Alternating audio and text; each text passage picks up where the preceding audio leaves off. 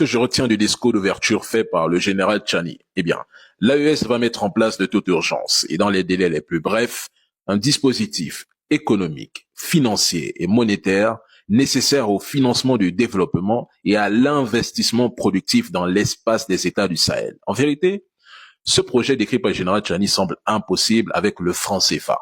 C'est pourquoi l'AES semble annoncer la création d'une monnaie commune, ce qui facilitera les échanges commerciaux, stabilisera l'économie et attirera des investissements en offrant une unité de valeur stable et fiable dans l'ensemble des États du Sahel.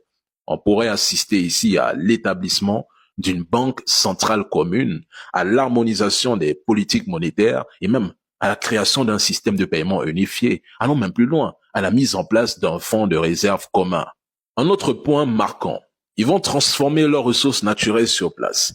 Cela indique la mise en place d'usines et d'infrastructures nécessaires pour extraire et transformer ces ressources en produits finis ou semi-finis, y compris la construction de raffineries, de mines et de scieries. En produisant localement ces produits, la nécessité d'importer diminue. On améliore ainsi la balance commerciale. Cela réduira également la dépendance aux exportations de matières premières brutes. Et je répète, tout ceci ne sera pas possible avec le franc CFA. Donc, pour ceux qui doutent encore que l'AES ne souhaite pas en sortir, eh bien, vous vous trompez. Le départ de cette monnaie nazie est acté et soyez prêts à entendre le discours de ses dirigeants dans les prochains jours. Enfin, l'armature juridique et institutionnelle donnant corps et identité à la Confédération des États du Sahel prendra naissance.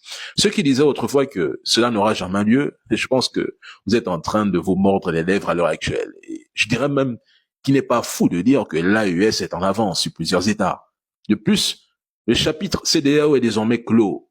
Je ne leur donne pas 5 ans pour qu'à l'intérieur de cette entreprise gérée par les Occidentaux, ces dirigeants africains se divisent. Parce que c'est ça la réalité.